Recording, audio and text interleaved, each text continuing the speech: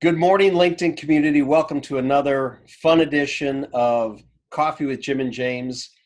You know me, you know how I always start our episodes. James is always telling me, man, you got to sharpen the saw. I'm like, I have the saw. It's still pretty sharp. We're okay. And then he's like, no. 7 habits. I'm like, 7 habits? New Orleans, 2013. We won't talk about it. He's like, no, Jimmy, no. But let me get real for a second. And when I mentioned sharpening the saw and mentioned James, really, James is a mentor. He's a mentor to a lot of people. He's a mentor to me. And that's not a position. That's not a, title that somebody picks out of the book. It's because of the way he lives his life. And he's always talking to me saying, hey, man, you got to sharpen the saw. You got to slow down. You got to recharge the batteries, all those things. And so when, James and I were talking about this episode of Sharpening the Saw, I'm like, this is going to be great for so many people in the LinkedIn area that are struggling right now with just a lot of things in life, or maybe not struggling, but challenged or whatever. So with that, let me bring in James, as I'll go wacky again, my partner in crime, my brother from another mother. James, how are you this fine and beautiful morning? Good, Jim. I'm excited about talking a little bit today about sharpening the saw. It is something I bring up a lot with Yep. our team and other teams and anybody really that I see struggling a bit with focus and being effective. And so I'm excited to dive into this one, even though I'll be honest, I feel like such a hypocrite today because Me I'm at too. a point right now that I know is not sustainable. Yep. I'm right in the middle of it. I know what needs to happen, and I promise you, by the time everybody sees this episode, that I've planned accordingly. I am sharpening the saw as you watch this, whether it's Thursday or Friday. I I've scheduled it, which I'll talk about here in a little bit. But right today, as we tape this, I am the hypocrite of all hypocrites, Jimmy. So it feels a little bit of both. But you bring up a good point. I do want to start a little bit to steal one of the habits, really to begin with the end in mind today. You've probably heard us say that before. Um, so let's utilize that habit right now. And so to begin with the end in mind, today we're talking about sharpening the saw. And for those that are not aware, this comes from the 7 Habits of Highly Effective People, which is a classic in business. Yep. So many foundational elements in it coming from Stephen Covey. And today, the hyper focus is really around sharpening the saw, which is the 7th of the 7 habits. And I speak on this as if I'm the best at it, but sometimes it's definitely one of those do as I say, not as I do things. But 7 habits is something as a company that EWN has embraced with everyone. Unfortunately, here lately, we've been growing at a pace that we haven't been able to maybe provide, our 7 habits workshops like we used to. But even here recently, I said, man, we got to have another batch of them. And that's really how I was introduced to it, because when I joined EWN, they had just been, just went through kind of embracing this from a leadership standpoint. So it was like a year and a half into working there that actually I got the chance to teach two of the habits. And then we've actually went through another cycle since where I was able to teach 2 of the habits as well again.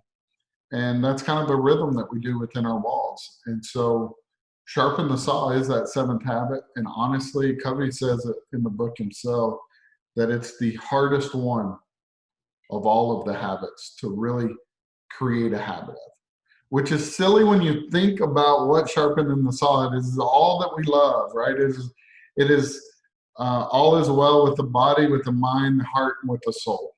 That's Yep. really what it boils down to. And so, taking that time to whether it be exercise or sleeping or eating well or relaxing, to reading, to educating yourself and writing if you're a writer, and learning all the skills that you can, or spending time with your friends and your people and your inner circle and your Yep. family, and laughing and just loving on each other. And then lastly, with the soul, whether that is prayer for you, whatever that looks like, taking in just quality stuff that you know is going to hit you in your Yep. soul, meditating, journaling, whatever that looks like to you. But those four things really embody that seventh habit. And studies show, I don't have the stats, I'm not going to drop them on anybody today, but that seventh habit, it's hard for a lot of people. You know, America as a whole, I'll speak on America. America as a whole has embraced this idea that we have to work ourselves to death and then set this new bar and do it again and do it again. And it's a vicious cycle. No matter what your role is, no matter what segment of the industry or any industry, it is a cycle that we have got to break to be effective. And so I Amen. hope that sets the stage on, again, another habit, beginning with the end in mind. I hope that sets the stage of what today's about. Well, you, as always, when you speak those words, they just resonate in me. And I think the challenge, though, for me, we're coming off a holiday weekend. And, you and I talked on Friday. Heck, we began this series months, half a year ago, as therapy for you and I, to have a release, have a place to talk, to have fun, to cut some things up, to bring friends on, to share with the industry.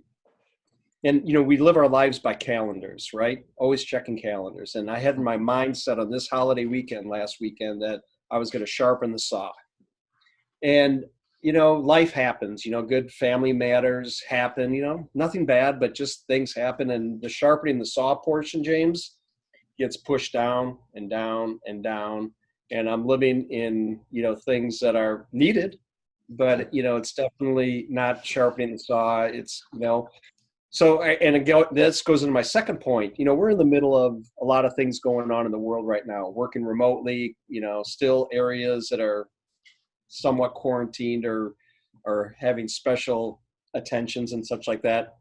So we're all working, a lot of us are working from home, and we have blurred lines. When does the workday start? When does it stop? Does it ever start or stop? Or does it just keep going and going in weekends?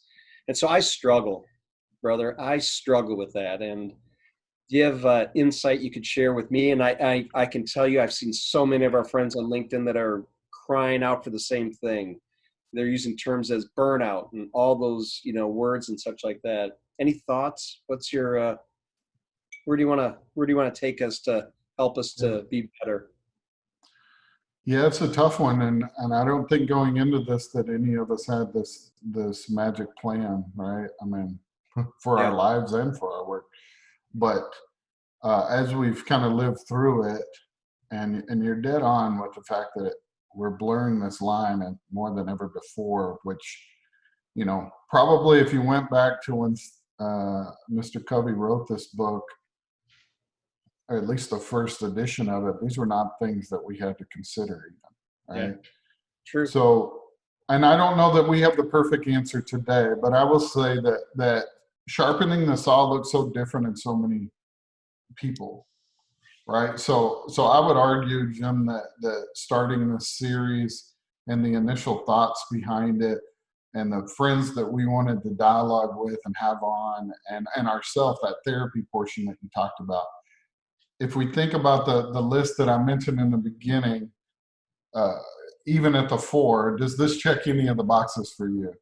Yep. Mind, heart, or soul, or body? Probably not body, other than maybe a little bit of relaxation and venting and stuff like that. But the other 3 areas, without a doubt, we're checking boxes. It's good for our soul. It's good for our friendship. It's good for our mind to talk through these things and take that moment to really reflect. So sometimes we think sharpening the saw is that, our visual goes to literally sharpening that saw, right? And that it's a concerted effort, right? that, oh, I've dulled because I've been focusing too much on work and I really need to take a weekend off. Listen, we can't correct the amount of work that we put in over the amount that we should have been putting in. We can't correct that with one weekend. And we can't Right. correct it by reading one book or, having friends over for dinner on a Saturday night like we used to. Like, it has to be a concerted effort. And I think the biggest thing you said, are there any tips that you might be able to give someone? And I told our teams in the beginning, we're going to be an HR nightmare when the pandemic is over. Come, whenever that day is, November, maybe it's next year, I don't know. But if we don't take time off, Yeah. the whole company is going to be off Q4. Like, we're going to have all this baked time off. And yeah, I joke about that it's an HR problem, but that's a people problem. That's a sharpening the saw problem. And I guess what it comes back to the tip, and my tip is that you have to. Another habit is one of the 7 habits is to put first things first. And if you are not putting sharpening the saw first, then you're not scheduling your time. As silly as that might sound, I'm going to schedule time to focus on sharpening the saw. It sounds insane, but if you're not, you're right. You're going to keep kicking that can down the road. Let me just jump in real quick. I want to pose a quick question. When you say consistent, having it, in your mind schedule or on your calendar, doing that, are you talking like this weekend, starting Friday night at 6:30, I'm going to start, or is this something daily, hourly? So again, if we go back to think about it, think about the big 4 things that we're trying to conquer: body, mind, heart, soul. Yep. Right. If we don't make a dedicated time, I mean, listen, there's some people that pray for an hour every morning. Yeah. It's not me. Like, I don't need an hour, but maybe I go on a walk at 7 o'clock every morning and I pray while I walk. Sure. And I'm checking 4 different boxes at the same time. So yes, you can schedule it, but it does have to be a daily thing. I can't tell you what checks those boxes for you, Jim, and I can't for the next person. But I can tell you that if you don't make time for those things, if you don't put first things first, someone else is going to decide what your thing is. Yeah. That's what got me. Was I can complain about the person that schedules the 4 o'clock meeting on Friday, but I promise you they're checking their boxes of first things first. Yeah. And so if my important thing is at 4 o'clock on Friday, I'm going to take an hour and disconnect and go into my weekend in the right mind frame. I'm going to check all my work boxes so that at 5 I can step away and not have any concerns. Then I'm going to schedule that, because if not, someone else is going to define what my first things are. So is that a declaration? I mean, I use that word as whatever, but declaring to the team, to your coworkers, to the industry or whatever, hey, look forward to talking to you Monday morning at 7 a.m. But until then, I'm checked out. And in my world, in strategic alliances, the fun part, as well as the challenges that so many of the people I talk to, not just during the day, but they happen at night and on the weekends when we have a little downtime, hey, Craig, how you doing? Good. Got a second to chat? Yeah. Next thing you know, it's 45 minutes later and dinner's going cold, and you get just caught up into it, and it's fun. But that feels a lot different than when you're working on a business plan, or you're on a virtual conference or a conference in real person. I mean, our life, picking up a phone and texting somebody and just doing a temp check, and really you're doing that more as a friend than you are on you're not trying to sell something on Saturday evening. You're checking in because you care, something that's going on. And I would argue that's sharpening the saw more than it is working. It is blurred, don't get me wrong. But Jim, I check in with you all the time on the weekend, but it has very little to do with work. True. We may have a thought and we may go off on a tangent, but that's good for our heart and good for our souls to keep us grounded and centered. But all I'm saying is, and we could do another segment on first things first, because I'm very passionate about that one. That if you don't schedule this time, then you're not trying to make a habit. Right. These are called the 7 habits of highly effective people, not the 7 I'll check in the box Events. so when I'm Yeah. done, right? I mean, Yeah. not 7 actions. It is Yep. habits. You're trying to perform. And Jim, you and I talked about it the other day, because when I first started working with you closely, you walked probably 6-7 miles a day. I mean, I don't even know. I'm just saying, like, you were a pacer. You like to walk in the mornings. I have no doubt about it, because you're a godly person as well. That you probably prayed for people during that time, prayed for I did. yourself. You Yep. got your mind right. You probably built fantastic things from a business standpoint during those times, and you were not in front of a computer. Oh, no. Yep. Agreed. And that was Absolutely. a habit that you had formed, and that did so much for sharpening the saw. And are you in that habit right now? No. Right. I fell and out I of know it. that, right? Yep.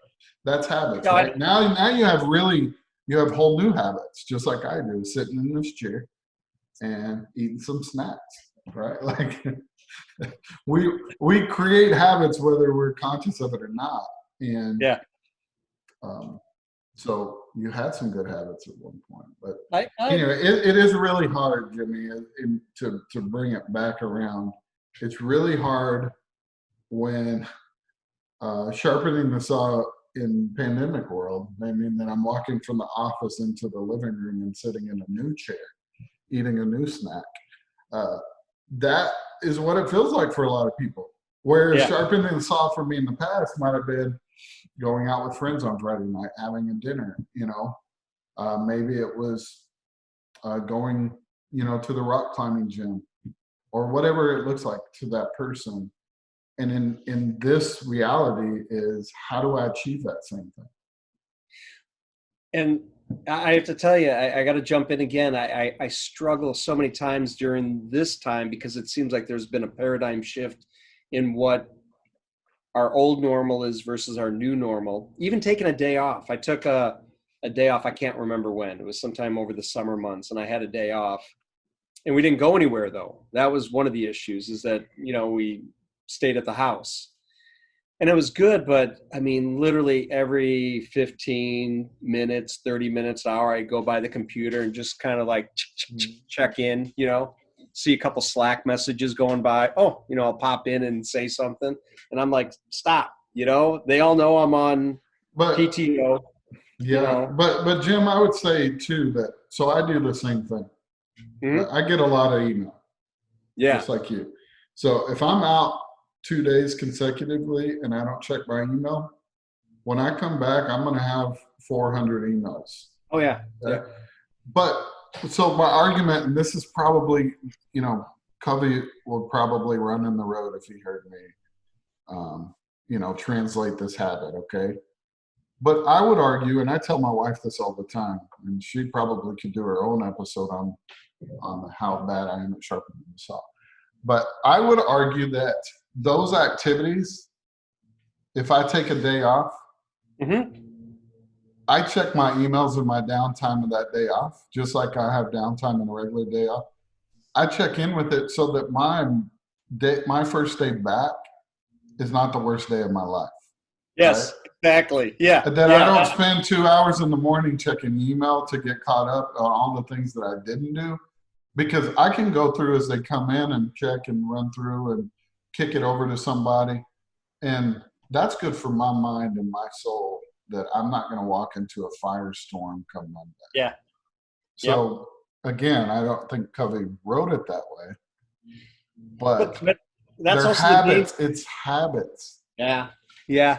Because we live in this world now where we're always connected. I remember when I worked for Centerpoint in Minneapolis years back, and we got this thing called a BlackBerry. And I'm sitting there saying, this is pretty cool, and they're like, hey, can you get your emails? I'm like, so do they shut off at 6:00 at night? That back in the day, they're like, well, no, they go all the time. And I'm sitting there thinking, I'm like, You know, like when I go to the parking garage, get in the car at 6 o'clock at night, drive home, it pre-Blackberries, you know, you kind of like left everything. Now it's like I can't go to bed at night without checking that just to make sure that everything's good. There's no fires to be put out or anything like that. And first thing in the morning, Yeah. I mean, first But thing in the but morning. also when I'm doing those things, Mm-hmm. I'm in okay, so I take the day off today. I'm Mm-hmm. probably going to spend my morning on my patio drinking Yeah. coffee, watching the chickens and the ducks peck around, watch the sun come up. You know, like it's everything I want my normal day ramp up to be like. You know, the kids are out there, they're hanging out, my wife's out there. Like it's a nice ramp up to the day. Yep. Today, my ramp up is I wait for the coffee and then I sit down at my computer, right? But while I'm sitting on that patio, I don't mind checking a few emails or Yeah. responding, you know, to some Slack messages or whatever it looks like. But it's at my pace, and really, it's about ensuring that when I come back, I'm not inundated with work. So And the words or the word I'm hearing in my head right now, and I don't want this to be a cliche, but honestly, it's balance. That's what I'm looking at you on that patio, and you have a balance. You have a balance of, you know, recharging and a balance of also taking care of things so you can recharge. Because I'm with you the same way. You go on a vacation, you want to check emails like 2 days before you get back. If you have a week off, try to decompress, but come 2 days before you hit the or office, you're on the emails just so you don't even worse, Jimmy, is have you ever got an email? Let's say it's hour two into your weekend, your long weekend that you've done, and an email comes across and there is a fire that needs to be put out. Yep. And you don't because you're like, you know what, there's other people on there. I'm not going to be concerned about it. I'm off, right? The whole not my job thing. And then how does that work out for you? Not good. Right. No. Because then you're consumed by it. And if Yeah. you would have just taken 30 or 40 minutes, if Yeah. that, or Yeah. 3 minutes, 10 minutes. and written an email and got it over to the right person and said, okay, now I feel better. Yeah. Now I can go about my weekend. But instead, you're consumed by it. And you hope someone took care of it. And you, oh, but I don't want to look at that email. Yeah. That's I'm with it's you. a habit, right? I mean, it's a diligent habit. And you said balance. You know, I I struggle with work-life balance. You know, somebody I've mentioned it before, but somebody said, you know, work-life rhythm makes more sense. No, that's a good point. That's Sometimes a good there's word. big projects at work, there's big projects at home, and depending on competing resources, Yep. obviously they require more or less attention. But I think the goal is more balance, Yeah. but you probably find yourself a little bit more in a rhythm. Yeah. I like that term, rhythm. That's a good one. I'm in James. a work rhythm right now. I need to make more time for sharpening the saw. Yep. But I know once I get a little taste of sharpening the saw, I'll reflect that in my rhythm. Yeah. And we talk about that too. When you sharpen the saw and you get your mind free and clear, it's a lot easier to focus on task or to-dos and all those things because your mind can actually, you know, go free and work I on them. have the best ideas after sharpening the saw. Oh, well, Yeah. during it, right? And I come back and I go, I'm sure everybody hates it. I come back and I have like 40 new projects for us to do. But I can't do that in a normal state. Right? I can't ideate. I can't do those, another Covey term, those quadrant two activities is where you should be living, the ones that are most impactful, right? And instead we live in quadrant one, which is really the firefighting, right? We're very Oh yeah. Oh yeah. reactive and not proactive. So um, sharpening the saw helps you get back to true north, which is Yep. focusing on the important thing. James, we could probably talk, I'm not saying hours, for days on this, and I'm thoroughly engrossed in this and loving I every feel like second. I'm being interviewed this time. You kind of are, you know? Fair enough. Yeah. And I will say you're my best interviewee all day long. How does that sound? Endless But nonsense.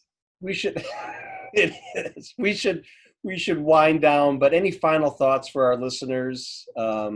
Any one, two sentences of advice, anything you want to I'm just going to go off on a tangent. do it, It's one of my favorite things to do. and you do it well. I think we should just call this show Tangent, and it be a tangent about whatever the topic is. We'll workshop that, but I guess for those that are not engrossed and have not really dove into Seven Habits, I would say start there. Number one, right? Okay. That's not really a tip or some, epic statement, but if this has interested you, I promise you the other Seven Habits will too. And if you lead teams, this is a core foundational book. I think teams and every person on the team should be able to function with Seven Habits. You can lead from anywhere, right? So Yeah. it doesn't matter what your role is, it's an action. So I would urge everyone to start there. And then remember that it's a reference book.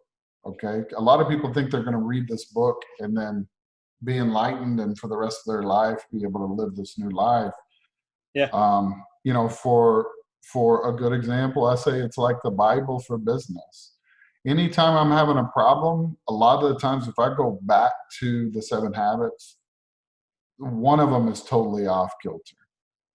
And so the sooner you realize it's a reference book, and later down the road, a year from now, you will go, James, I get what sharpen the saw means. I can't tell you how many people that I've taught a habit to that years later have texted me on a Saturday and said, James, I get. The light bulb went on? First things first, just like what you said. And today it hit home. And then I promise you, if you go back and you pick that up and you reread that portion when it hits you, it's just like scripture, right? So I would definitely say start there for those that are not fully aware of Seven Habits. For those that are and that are really focused on sharpening the saw today, like what we're talking about, like how do you take action with this, is I would go back to first things first, and that is schedule it. Yeah. Okay. Make a habit. If you're going to schedule all the things you don't want to do, please believe you should be scheduling the things that you do. Yeah. Okay. And I can't answer what that looks like to each person. I don't think any of us can. Yeah.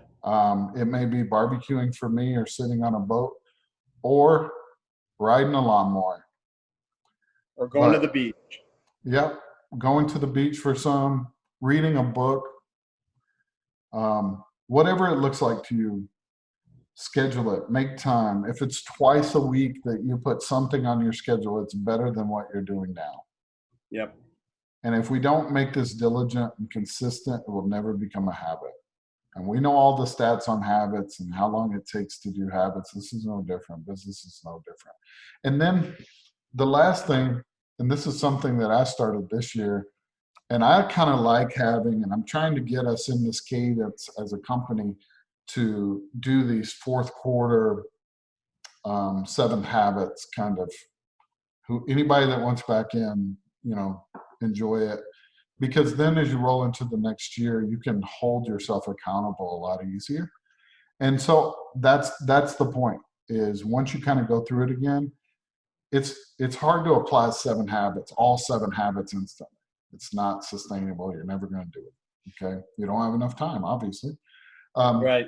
Take a couple of the habits, the ones that you think make the biggest impact with you, and tell your teams, tell the people you work closely with, that is an absolute focus that you're doing. So for me this year, first things first. I'm tired of other people deciding what are the first things in my life. And I say life, business, life, whatever you want to call it. Okay? Right. All of it. I'm tired of that. So I stated it right up front. My commitment this year is that I'm putting first things first, because I want my first things to be first. And whatever room is left, if you need your first things on my calendar, then you better get to work, because I'm going to look to fill it first with mine. I love that. And stated it to everybody at the beginning of the year and said, hold me accountable. Schedule it. I'll hold you accountable. And that's how you can get to a habit, I think, is make it known. Scream it from the rooftops. that you are committed to and dedicated to this, and then schedule it. I So, love it. and if you do that, you're actually knocking out two habits, right? First things first and sharpening the saw. But I think they go hand in hand. Brother, I love you. I love your passion. And I said at the beginning of it, you are a mentor to so many. You're a mentor to me, and you're a mentor to probably so many people that don't even realize that you're a mentor, but they look to you for your leadership, your thoughts, your passion for life, your passion for work life, for personal life, for rhythm, all those things. And I can't thank you enough. I hope that if one person got a change in their life today by watching this, we have done our job. And all I would ask is that one person that got something out of it, if they would share it with somebody else, keep the echoes, keep the ripples, keep all that going, because that's how we make a difference. James, Echoes. It's all about the echoes, Jimmy. all about You're not a leader until you make a leader that makes a leader. And you can't do that without that first echo. I agree, man. Thank you so much. I hope my heart feels the same. And this is sharpening the saw for me. You know? It is for me. I'm in a great mood. Like sometimes the mornings get off a little and you're like, this is, decompression. So I will offer out to the LinkedIn community. James, as you can tell, is an open book. He tells it like it is. And if anybody wants to private message him with a question, anything about the 7 habits, sharpening the saw, I know I'm speaking for you, James, but I know that you would welcome those. Amen. Connect with us, keep following us, connect with us. So if you have questions, let us know how we can help. Absolutely. Coffee with Jim and James. Until next week, everybody stay safe. God bless you. God bless our industry. And we will see you next time on Coffee with Jim and James. Take care. Be sure to sharpen the saw this weekend. Sharpen the saw. All right. Thank you, Jimmy. Thank you, everybody.